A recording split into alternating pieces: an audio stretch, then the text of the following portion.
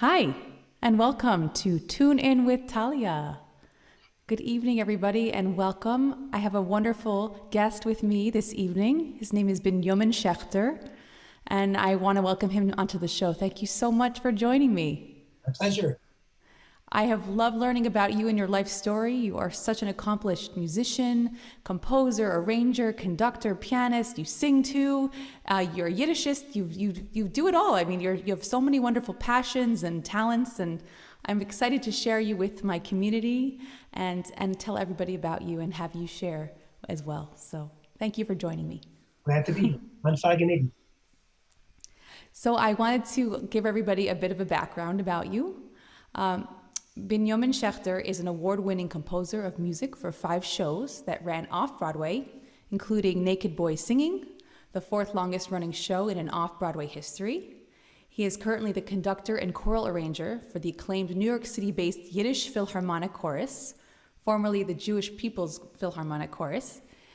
He is translator of many song lyrics and aria lyrics into Yiddish, including Old Lang Syne, Baby It's Cold Outside, Over the Rainbow, and Puccini's O mio babino caro. And Benjamin is the leader of the brand new Yiddish song workshop and sing-along series on Zoom.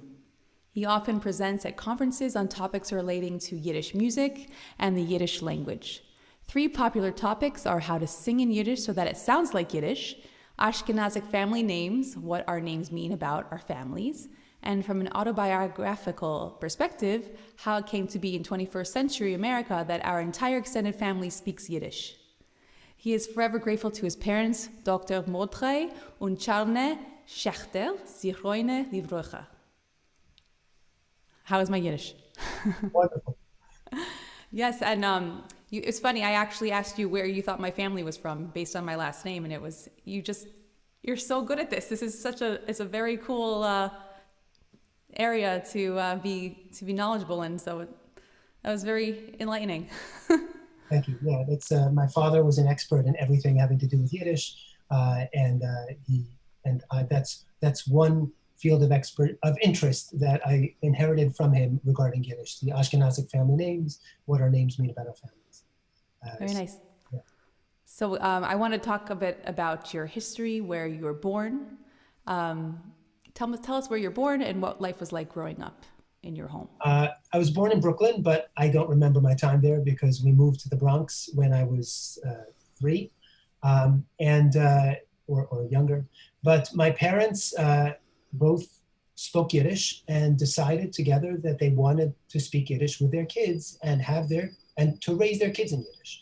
There were a lot of people on the far right who spoke Yiddish with their kids, the Hasidim, and in the far left, the socialists and communists who spoke Yiddish with their kids, but the kids didn't answer in Yiddish. They answered in English.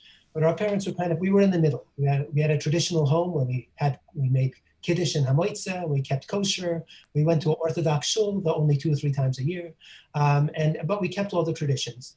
But one of the things that was first and foremost in our house was speaking Yiddish. My 3 sisters who were all older than me, they remember a time when my father punished them for a week of watching TV if they spoke English in the house. Oh, wow. And I don't remember that from my years, but I do remember him making us put a penny in the pot every time we said an English word, Wow. which was unfair to me because I was the youngest in the family. So I had both the least command of language and the least money. But nonetheless, it got us to speak Yiddish and to really be careful in doing so. It could have worked out that we would have rebelled because he was strict about that, but he was also, he also played games with us and went on nature walks and he was a wonderful role model. And mostly we spent time with our mother.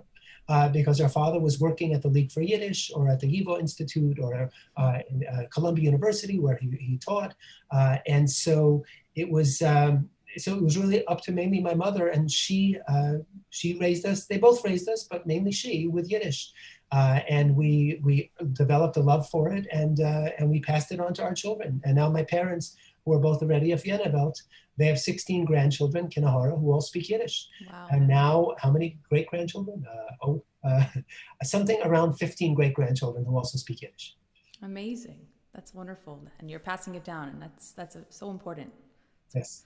So, and I know my mom actually, she introduced me to you. She met you at Yiddish Word, where she goes every year, and she grew up speaking Yiddish as well, and I wish that I had that as well, but I feel like it's never too late to learn. I feel like Absolutely. My parents were atypical in that they chose to speak Yiddish with their kids and insisted their kids answer in Yiddish.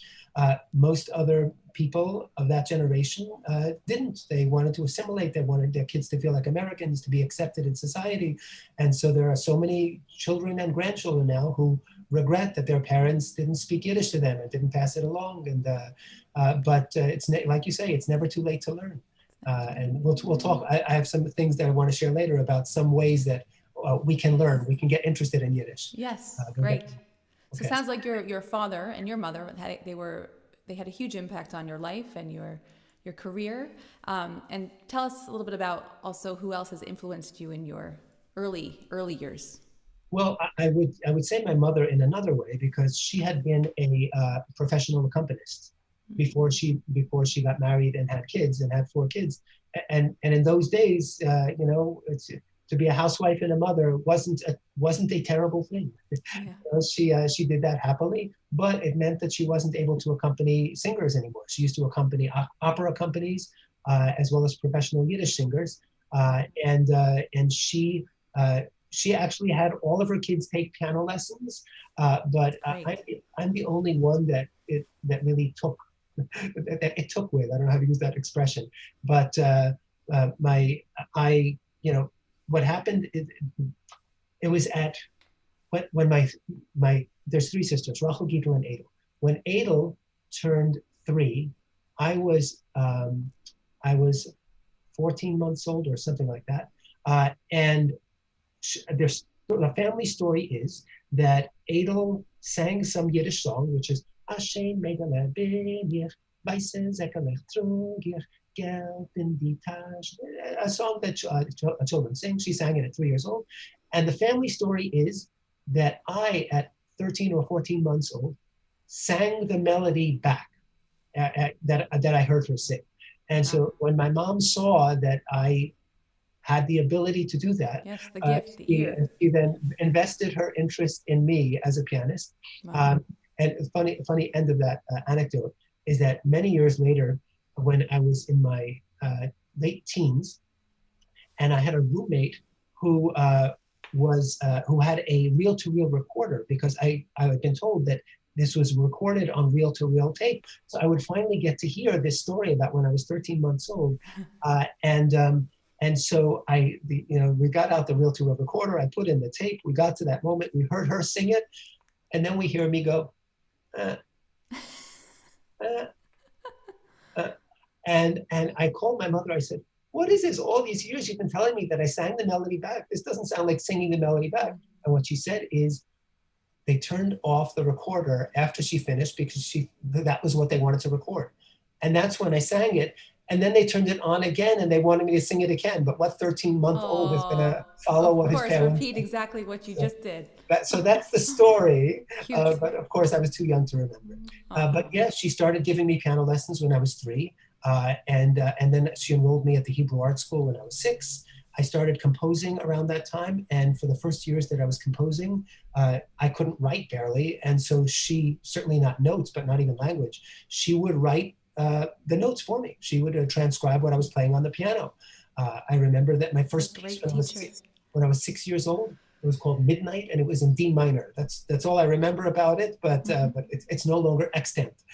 But I do remember that. And so my mom, she took dictation. She was the great dictator. So she wrote down all the notes. So I would have to say, and one more thing I'll say, and this is all in saying that my mom was an important early influence, apart from the Yiddish, in the music, that when I was composing and old enough to write my own music, my mom was working in the kitchen, making food or washing the dishes or whatever, and she would chime in. She would say, "That's good, develop it," when I was improvising at the piano. Or she'd say, "No, I don't like that, cut that out." So she was coaching and teaching you all along. Exactly. So she was definitely an early influence. So she was pushing you to that career, and it was also a passion of yours. You found the love for it. And so when did you know that you wanted to do this professionally and go to school for it?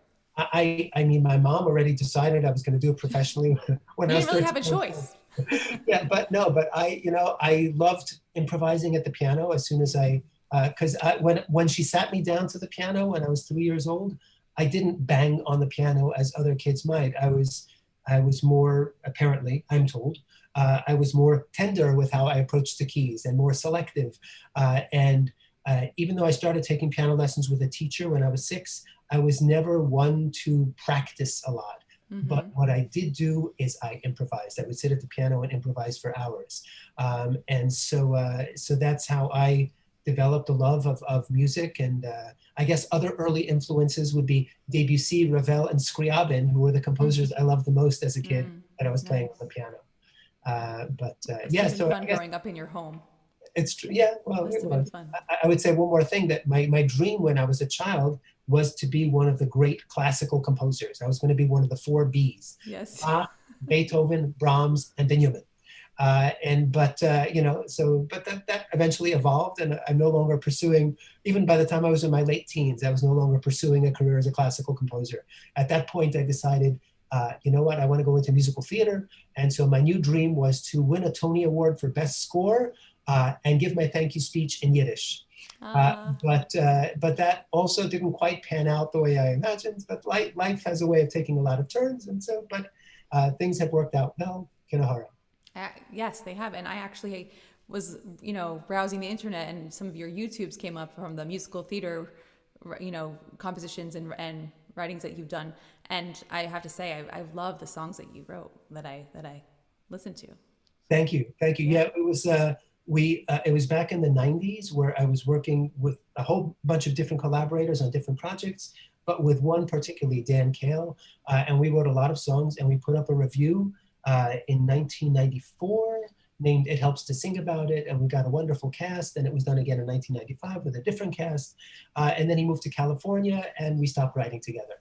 But then, because of some kind of thing that happened a few years ago, a young lady heard some of my music and was enthralled, and she asked me if she could produce a show of my songs, and I said, okay.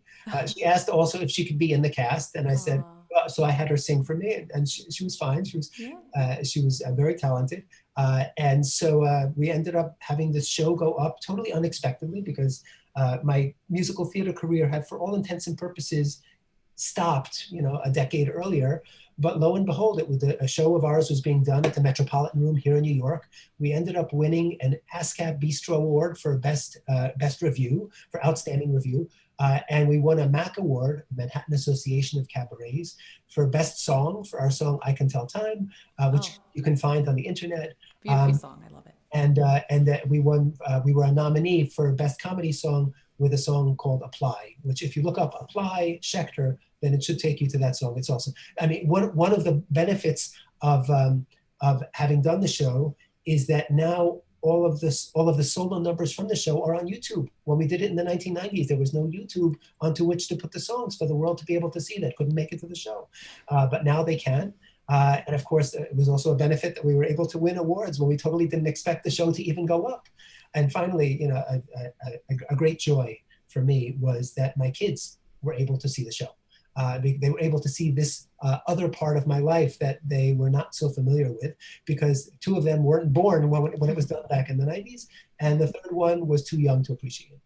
Right. Wow. And I understand that your kids are also musically talented and know Yiddish, but they also are singers, right?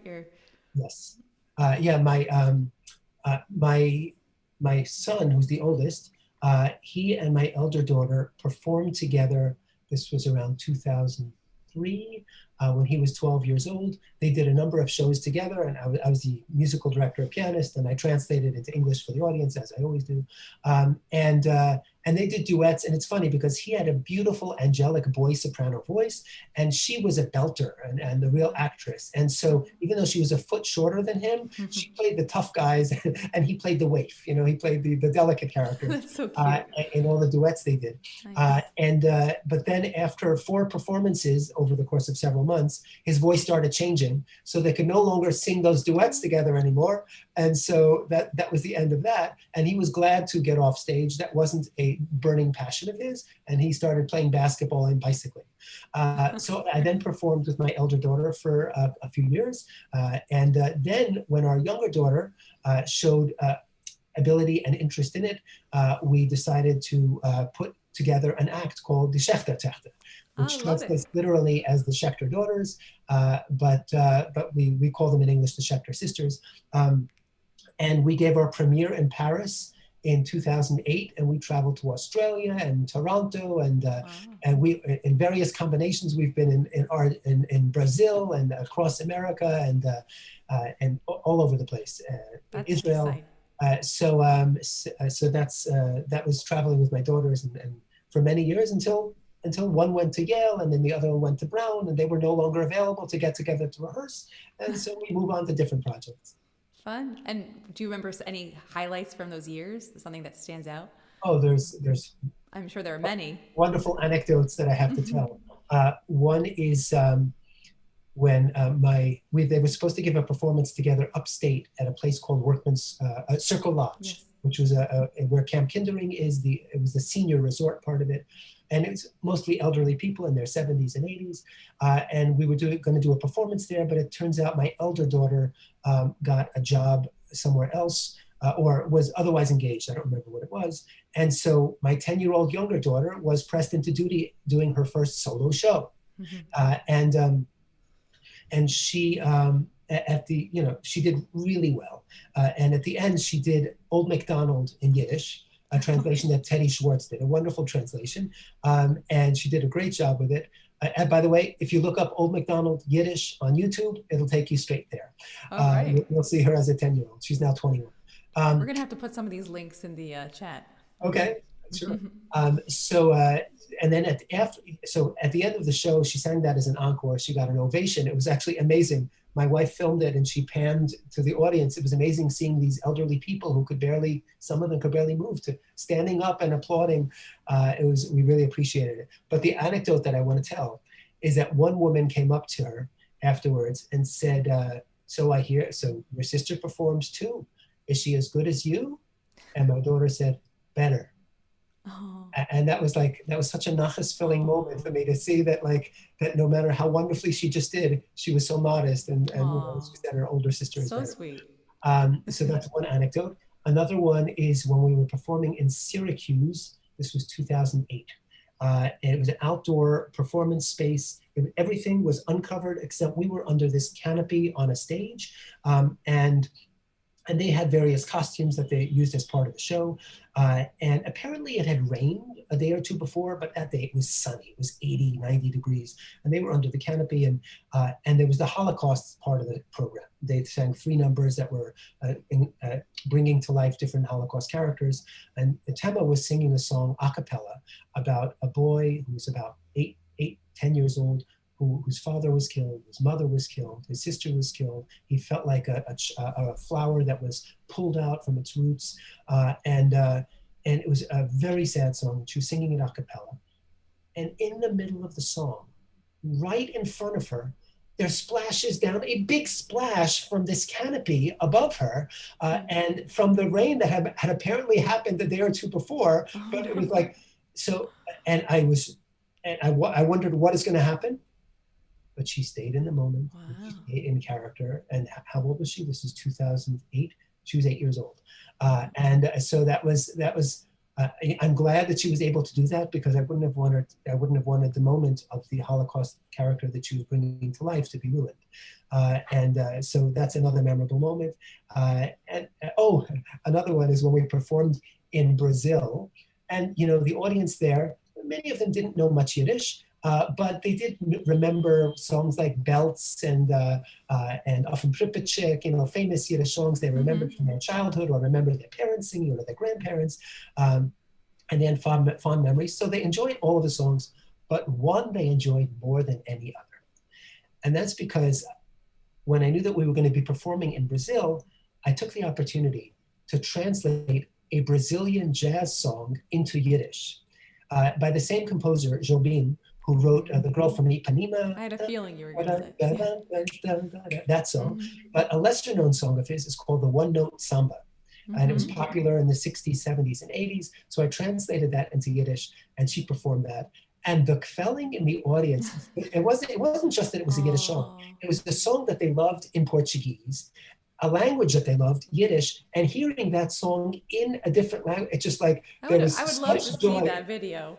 Yeah, my wife, I think, filmed it, but that one is not on YouTube.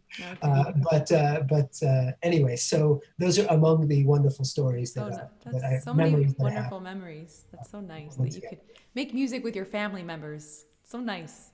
That's true. So special. It was really special. Thank you. So, going in a different direction, I want to hear about some of your passions that have nothing to do with music, because I know there's a lot more about you and to you besides your whole music career. That's true. Tell us about some other passions you have. Okay. Well, one is I love sports, and when I was a kid, I loved to watch sports, but I lost interest in that at a certain point. But I developed a real interest in playing sports. And so every opportunity I get, I go to the gym and play basketball. Even if nobody is there to play basketball with, I'll play by myself and practice my jump shot and my foul shot and run from one side of the court to the other and shoot layups. And another thing I do is every Thursday night in the spring and summer, I play softball in Central Park. We have a field, and there's a group of guys who get together. It's a group of maybe 30, 35 guys, maybe 20 get together each time and play a game, different combinations of teams. It's not a league. We're not sponsored. It's nothing formal. It's competitive, but it's enjoyable and it's friendly. How many years have you been doing this? Long time? That since 2000. The group started in 1997, and I joined them in 2000. Originally associated with B'nai Jeshurun Synagogue. Now practically nobody from the group is associated. It goes there or attends. Or is a member, but I still play with their team, and it's so I enjoy sports, playing sports, and another thing I enjoy doing. Most of what I do in my life is music, but the one thing you mentioned it when you introduced me, the one professional thing I do that is not musical is the talk I give on Ashkenazic family names, what our names mean about our families. And I've found that wherever I go, whether I've done it in Toronto or Sweden or anywhere in this country, they are fascinated by the topic because they want to know about their own family names, but also to hear about names of people they've known their whole lives, their friends, their teachers, their people in politics, people on TV that have these Jewish names that they never thought twice about what the name means. It's just their name. And now suddenly it's being explained to them what their name means and what it means that they have that name, how they got it, why they got it. So I could talk on that topic for 10 to 12 hours and I would not get bored. And I don't think the audience would either, just because there's so much material. Very interesting, yeah. And I just actually spoke about it for the Museum of Jewish Heritage. They just had me speak 2 Zoom lectures. And in December, I spoke about it for the Yiddish New York Festival, which happens every December. I did it for Klez Camp and for the North American Jewish Choral Festival, for the annual Yiddish Woch, and as I mentioned, also in different places. In different countries, etc. So that's another passion of mine that I inherited from my father, and it's and every time now when I read the papers or I see an obituary and I see a name that I haven't come across before, and I now know that's what that name means. It's just like I could have had a V8, that kind of feeling every time I see a new name I haven't encountered before, and suddenly realizing what it means. So you give workshops on this topic. Yeah, that's what I did. And the other topics were the other 2 topics, right? You give other workshops on. Yeah, no, I give workshops on a lot of different topics, but the 3 that are most often requested are that one, how to sing in Yiddish so that it sounds like Yiddish, and the idea behind good for what? No, it's a great one for singers. And there are the reason why it came about is because I had come across so many singers who loved singing in Yiddish, who loved the idea of singing in Yiddish, but they were butchering the language. And so I thought, what can I do to help the butchering stop? And so I came up with a system. I teach them the way to pronounce each of the combinations of vowels and consonants and how to read it and about dialects. And I picked 6 melodies that everybody knows, like Chanukah, Chanukah, I Am a Little Dreidel, which was originally a Yiddish song. Chanukah, Chanukah was also originally a Yiddish song. I picked 6 melodies that everybody knows in the workshop, so I don't have to teach them the music. It's all about the words and the pronunciation and etc. And it's paid off. I think I want to take this course or this class. Yes. If your mom isn't willing to teach you the Yiddish, and she would be happy to, though. She would be happy. She's already offered, but okay. But I'll be glad to have you attend it. And then the third workshop that I give is not a workshop as much as it is. I'm invited to talk about my family, and you mentioned it in your intro about how it came to be in 21st century America that our entire extended family speaks Yiddish. For people that don't know much about Yiddish, that don't care about Yiddish, that hate Yiddish irrationally, they're fascinated to hear how it could be possible, because they've been saying Yiddish is dead or dying and nobody speaks Yiddish anymore. And how it could be that an entire extended family speaks Yiddish. They want to hear how that came to be. And so again, I've traveled around giving that talk in many different places. The name of the talk has changed at different points, but it's always the same idea. And we go back a couple of generations to explain like how it started with my grandparents on both sides of the family and what they did and how it happened there, and then how it happened with my parents and us and our children, etc. So those are the 3 most requested topics, but I've spoken on many other topics as well. Wonderful. I'll have to have you come to my synagogue at some point. Absolutely. I'd be glad to. I live right near the Long Island Railroad. I could you could just hop on a train. So tell us, so I've also been looking into your choir. How did your Yiddish choir come about that is based in New York? And you recently went through a name change, right? Yes. So tell us a little bit about the choir itself. So the chorus, this is a 40-voice Yiddish chorus. It was founded in 1922. So we're actually, this coming season is going to be our 100th season. And we just realized it a few days ago. And so we're going to make a point of making a point of it. So it was originally called the Freiheit Gesangverein, and it was associated with the Freiheit newspaper, which was a very left Yiddish newspaper. It was like, let's call it communist. That's what it was. And all the members of the chorus were members of the party who knew Yiddish, but they didn't just sing in Yiddish. They also sang in Russian and in English and maybe other languages. But a lot of the repertoire was folk song. There was also a lot of the repertoire being songs of rebellion and oppression and uprising and disillusionment about never getting to see your children because you work such long hours at work and in the sweatshop. So that was the repertoire then. And then in the McCarthy era, the name of the chorus changed to the Jewish People's Philharmonic Chorus. They wanted to kind of like cut the ties with the name of the Freiheit newspaper, but still a lot of the people had fond feelings for the party, even though they wouldn't show it publicly because of what was happening politically. And then the chorus was called the Jewish People's Philharmonic Chorus until now. And in these last couple of months, we finally legally changed it to the Yiddish Philharmonic Chorus, changing not just Jewish to Yiddish, but also dropping the People's. It's a change that I've been thinking about for a long time because there's quite a few reasons why Jewish wasn't right for the chorus. One of them is when people hear Jewish chorus, they think a chorus that sings mainly in Hebrew and English that has an occasional Yiddish or Ladino song. Right. But since I took over as conductor in 1995, the raison d'etre of the chorus has been Yiddish. We no longer sing in Russian or Hebrew or English or anything else.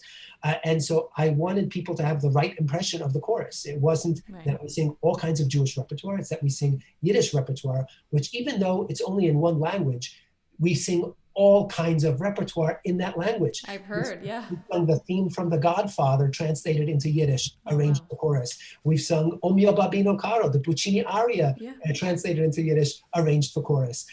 And quite a few others. I translated also, well, the chorus didn't sing this, but I translated Baby It's Cold Outside. That can be found on YouTube. If you look up Baby It's Cold Outside Yiddish. Sorry, say that again? I was just going to say, maybe it's called Outside Yiddish. If you type that into Google or whatever Yes. whatever you use, then it'll take you right there. You were going to say, I'm sorry. I said I'm going to add in some of these links once we're finished so that people can go and just come to this video and then find those. Absolutely. Okay, that's great. That'll be wonderful. Yeah. Thank you. So the chorus now. Oh, and another thing that's changed since I took over, we started holding auditions around 2001, 2002, and at that time the bar was very low. But fortunately, we've been able to raise the bar gradually throughout the years. And now, there have been times where we've given a cappella concerts, which would have been unheard of 25 years ago. And we have it's a wonderful group, and a lot of them have learned a lot of Yiddish from singing in the chorus, and are now learning Yiddish independently with Yiddish courses. And again, we could talk about that later. But well, how do they hear about us? It's a good question, because it's always interesting to me how people come to the Yiddish Philharmonic Chorus, people who don't know Yiddish. But for most of them, it's some association they have with their parents or their grandparents or great-grandparents, something with their Ashkenazic heritage, something with wanting to make a Jewish connection and not finding it in the synagogue or in Israel. But it's a wonderful sense of community in the chorus. And you get to make 4-part harmony in a language that our ancestors spoke, and in new arrangements. And we sing songs, like I mentioned, we don't just sing songs that you wouldn't expect. We also sing old standards in new choral arrangements that sound very different than anyone's heard it before. And I know it's engaging for the chorus, and it seems, based on the audience response, that they're engaging for the audience as well. Yeah, I love the jazzed up Dayenu that I heard. That was very cool. I love that. I love that arrangement, and I just loved also the Partisans hymn that I heard. I just never heard that done this way before. It was. I love your arrangements. I think they're so unique and powerful. And can you share some with us? Is it possible to share some videos? Sure. I just wanted to say before I share it that part of that's actually part of my joy is taking these old standards, these old nuggets, war horses that have been sung hundreds of times, that people are used to hearing a certain way, and looking at the lyric, trying to look at the lyric with fresh eyes, and trying to see how can I breathe new life into this lyric, so that using the same melody and the same words, so that it speaks to people in a new way in a new century. And so, I've prepared 1 or 2 here that I could play for you. Wait, I have to do that share thing. Okay, hold on. Share screen. Here we are. Share. Can we see that? Yeah, we can. Great. So here's the Dayenu in Yiddish, and there might be some members of my chorus in the listening audience, so they'll see themselves on stage, or others who are watching might see people they know on stage. But this was from 2018.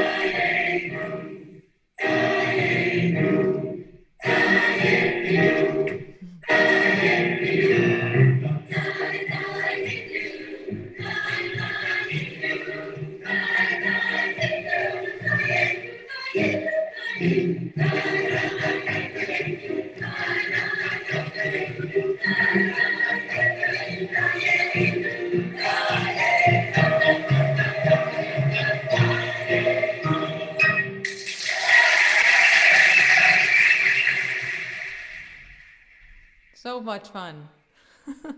Wait, hold on. Let me stop sharing. How do I do this? There we go. Stop share. Yes. So I will share something else shortly, but I just wanted to say, watching. By the way, I did not do the translation for that. That's a translation that was done 70, 80 years ago by Yiddish Choruses. But in looking, this is a real B&H customer story. Oh, Jack and Barbara, Oh. professional wildlife photographers and B&H YouTube. customers for 30 years, live in remote Alaska. How do I do this? Hey, I think he just what's the wants to share population? another video of About yours. 50 to 52 people, and There we go. It made noise. It just wanted to share your next video. Okay, great. But that's actually not a video I was going to share. Sorry for that commercial. I don't know what it was a commercial for, but my apologies. Lesson learned. So I was going to say, looking at the chorus that was singing, it reminded me of another reason why I wanted to change the name from Jewish to Yiddish. And that there is a non-Jew in the chorus, in the video that you saw. I was wondering about that.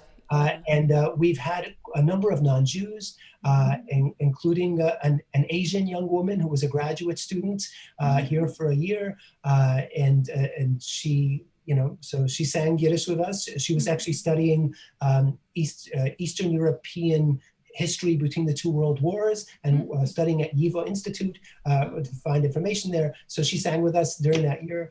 We had a soprano who sang with us, a first soprano who sang with us from 1998 to 2015. And she wasn't Jewish. Her husband was Jewish, but she wasn't. It's more inclusive this way, right? Yeah. I mean, we don't want to exclude anyone, and so that was another reason. But the main reason truly was because our raison d'etre had become Yiddish. It was no longer about being Jewish or about singing in all Jewish languages, but rather specifically about doing what we can to keep Yiddish alive. So, okay, now I can share a second video. Before I do, I'll just mention that this is Old Lang Syne. This is another example of where I took a song, not a Yiddish song. Actually, Dayenu also wasn't a Yiddish song. That was a Hebrew song that was translated into Yiddish. Old Lang Syne, of course, originally a Gaelic song that was Scottish, I think. Scottish. Yeah, okay. Maybe Okay. you're right. So it was translated into English, but I translated it into Yiddish and then arranged it for chorus. And again, hopefully you'll hear how this sounds different than other Old Lang Synes that you might have heard before, and how wonderfully the chorus performs it. So let me go to share the screen, and hopefully there'll be no commercial this time. Okay, so here we are, not this one. Hold on, how do I do this? There we are, Old Lang Syne.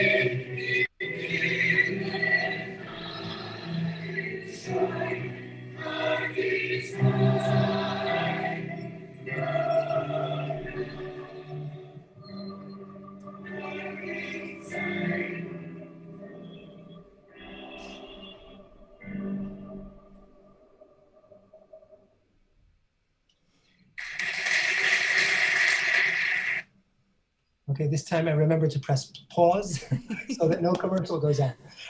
So that's a song that we've all heard on New Year's Eve. Should old acquaintance be forgot?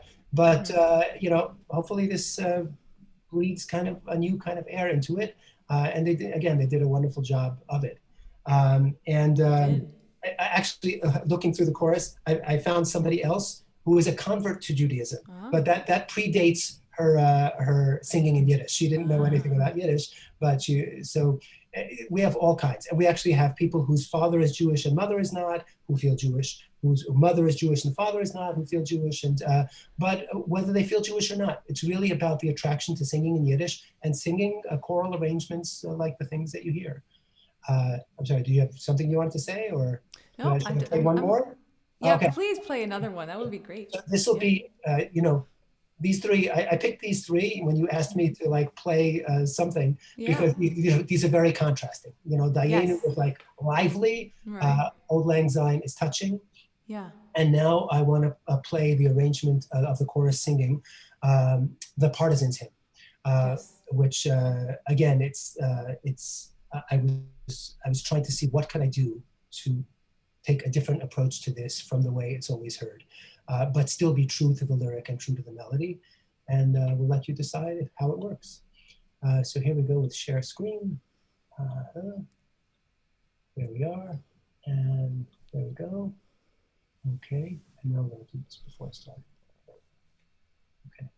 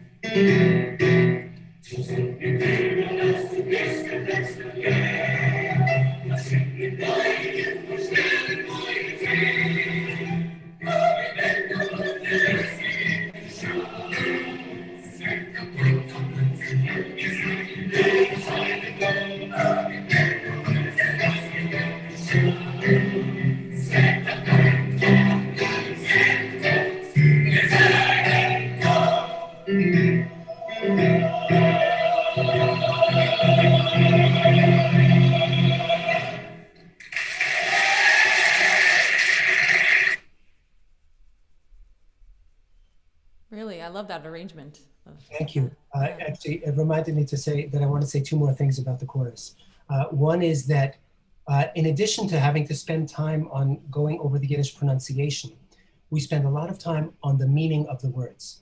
and on being sure that we all understand what we're singing at all times, So important. and conveying the text. Because I've seen Kinahara, a lot of choruses who look the same, whether they're singing a silly song or a lullaby or an angry song, and I, having a background in musical theater, I know that I am more engaged when the people on stage are more engaged. And so we spend a lot of time on the different acting beats and bringing the characters to life and bringing the stories to life. I'm so grateful that I have the people in the chorus that I do that really can feel comfortable letting their hair down and acting and performing and bringing those characters to life. And one last thing I'll say, which is that it used to be years ago when I started with the chorus in 1995, that it was a job. It was, I went there once a week. It was, I was making a lot of elderly people happy, which is a great mitzvah. I was very happy to do that. But I have to say now, I look forward to going to rehearsal. It's exciting. It's enthralling to work with them, to make music with them. Most of us have been together for a number of years now, and like we have this rapport. They understand what I say, even on one saying, So nice. and it's wonderful to look for. I regret that we don't have 2 rehearsals a week. We only have 1 a week, not during the pandemic. Then we have none per week. But pre-pandemic and post-pandemic, it's only 1 a week, and I wish there were more because I was going to ask you, first of all. Well, before I ask you, I was going to just say that I really did feel a lot of emotion when they were singing, and I got each feeling of the song so clearly, and their faces were all so engaged in what they were singing about, and so that made it more exciting to watch and listen. And so wonderful, congratulations on getting them to do that. It's not easy. So some of them are just natural born actors. So all I have to tell them are they need just the translations to know what to do. But it really is a game changer. It changes everything. When the feeling is there. I like to think that I help everybody act more than they would ordinarily do. Some people are totally uncomfortable on stage and would be happy to hide behind a score. Right. But I don't want them to do that. I want them to do whatever they can to make that character come, whatever they can feel comfortable doing to bring the song to life and make the character come to life. That's great. Thank you. So for the past year, you didn't have choir rehearsal because of the pandemic, right? So how was that? I mean, and how was your life in general? I mean, how did you cope as a musician with not being able to perform in person, not being able to do all the things that you always do? Well, obviously we couldn't rehearse. We tried to have, I didn't try to have Zoom rehearsals initially because I just knew I had heard too many stories about how frustrating they were with the delayed sound and that not much is accomplished. So we would have occasional meetings, the chorus and I, over Zoom, where we talk about stuff and plan for when we could meet again. And we started speaking about the possibility of doing a virtual choir, which we started talking about it last year, but it's finally going to be happening in the next few weeks that we're getting to it. But in addition, in terms of the choir, I realized that something I can do, and it was based on suggestions that were made by different choir members in one of the meetings that we had over Zoom, is that I can lead a Yiddish song workshop and sing-along over Zoom, which was open not just to the chorus, to give them a chance to sing on a regular basis every Monday night, even though it wasn't 4-part harmony, even though it was in unison, just singing melody, and the only people they heard was me and them. They didn't hear each other because of the problems with Zoom in that regard. But we decided early on that we would open it up to the world at large. And over the course of the 12 sessions that we had, the first part of which were focused on Hanukkah songs in November, December, Yiddish Hanukkah songs, in February on Yiddish Purim songs, and in March on Yiddish Pesach songs, we had some 600 to 700 people register from around the world who were interested in, not all of them came all the time, but you could tell that those who were the regulars or those who were able to come when they could, I could see what naches was in their faces. I mean, part of it even just being the fact that they were home alone and didn't have anybody to be with. So this gave them a way of being with people, of having a community, but also having a community of people that were doing the same thing, singing together, even though they couldn't hear each other, of singing in a language that their parents and grandparents spoke, or that maybe they spoke, maybe they even speak now, but they didn't have the chance to speak it with anyone. And then also being able to sing in that language songs that they know, but for some people, especially songs that they didn't know that I was teaching them. And so we would go over the pronunciation, and we'd go over the melodies, and then we'd sing through the songs, and then we'd have like a sing through after I taught 12, 13 songs, then we'd have a sing through of all of them in the last session of each respective thing. And there was so much positive response by email and otherwise that we got. Wonderful. And even donations to the chorus of people who were so appreciative of what we were doing and how happy it was making. Well, I'm sure it helped many people cope as well and help them get through emotionally having that. Absolutely. So good that you did that. So I have a couple more questions. I know we don't have a lot of time left, but I wanted to ask you, did you ever imagine like 25 years ago that you'd be doing what you're doing now in your life? Did you? So no, as I mentioned earlier, my dream as a child was being a classical composer, and then as a teenager it was being a musical theater composer, and now nothing that I thought I would be doing in the 90s is what I'm actually doing now. And yet there are things that I'm doing, and there are things that I'm doing now which make me very happy and seem to make other people happy that I would never have envisioned that I would be doing back then, including translating songs into Yiddish. I was never a word person. I never considered myself a word person, but not just English songs, as I mentioned, but also we didn't mention the Habanera from Carmen, which I also translated into Yiddish. And so arias and songs. So I never imagined I'd be doing that. And also just writing all these choral arrangements. I did one or two when I sang in Zamir Chorale. Actually in the early 80s, I sang in a group called Zamir Chorale, which was singing Super Flumina Babylonis, which is By the Waters of Babylon in Latin. And they were singing Al Naharot Bavel by Salomoni Rossi, which is the same text. And I thought, well, if they're singing it in Hebrew and even in Latin, why aren't they singing it in Yiddish? And so I composed a new Badi Teichung von Bavel, a Yiddish version of Psalm 137. And so and I did maybe one or two choral arrangements of Holocaust songs, but that was it. And that was my career was going to be musical theater, and that's what I was pursuing. And so then even when I started with the chorus, over the course of the next 15, 20 years, I did maybe 4, 5, 6 arrangements. But in the last 6 years alone, I've done about 50 or 60 new choral arrangements between 2015 and 2019.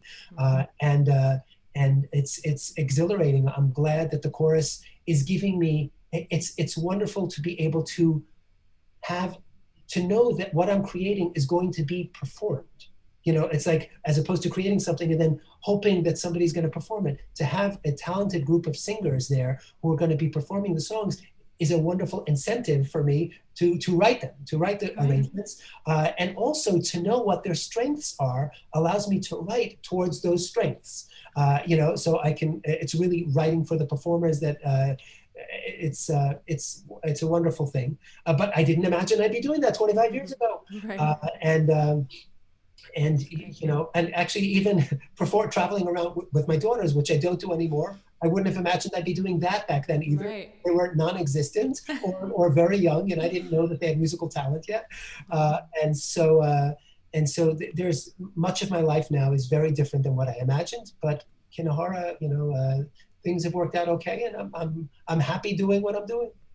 Yeah, you have a full, beautiful life full of family and tradition, and it's wonderful.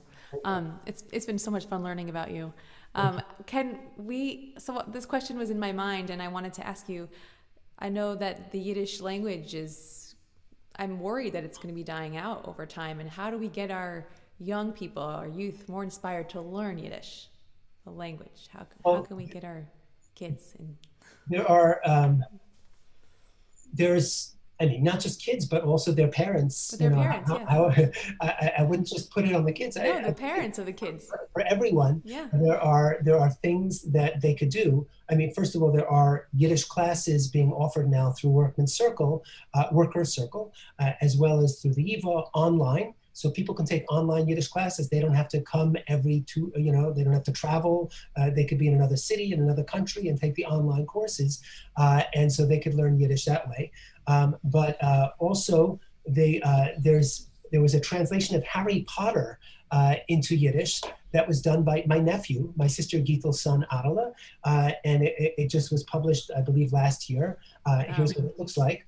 Amazing. And so for people who are Harry Potter fans, who would read Harry Potter in any language, then they probably want to get this. And it's not, he did a great job in translating it, but it's on a very high level. He maintained the level of English that the original author has in Rowling, and he maintained that level in the Yiddish. And so people, even like me, need to have a dictionary nearby, Yiddish dictionary, to look up, what this word means, what that word means. But it's a great way to learn. And so for Harry Potter fans. In addition, in the last month or so, Duolingo has come up with a new way of learning Yiddish with an app on your iPhone. And actually, Adela, the translator of this, his older sister, Mina Lifsha, was instrumental in making that happen. Your family is incredible. It's really amazing. And she wasn't there alone, but it had been in progress for several years, but kind of like not progressing fast enough. And then she got involved and it moved much faster. And so now people can learn 15 minutes a day on Duolingo, which originally it was just English and Spanish Duolingo. Like how many years ago was that? 10, 20 years ago? But now there are 40 different languages that you could learn on your cell phone for free. And Yiddish is the 40th language. And from what I heard some statistic that in the first couple of weeks after Duolingo Yiddish came out, there were several 100,000 people who were learning Yiddish through Duolingo. And so I'm sure that that's multiplied by then to many more.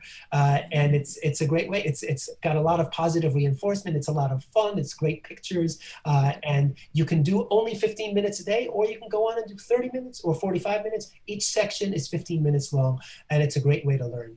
And then the last thing I'd say is that there aren't many Yiddish choruses, but there are Yiddish choruses around, including in Boston, there's a Bester Welt. I believe there's one in Vancouver and in San Francisco, in Israel. But I could certainly speak about our chorus for people who live in the New York area. I mentioned before that there's a great feeling of community and learning Yiddish together, singing in 4-part harmony together, blending and making music and going on stage and making an audience happy, performing in the language of our ancestors in beautiful 4-part harmony. So that's a great feeling of community, and people in the chorus are also very warm and friendly. And so I encourage people to audition for our chorus or to join. Other choruses don't require auditions. Ours does.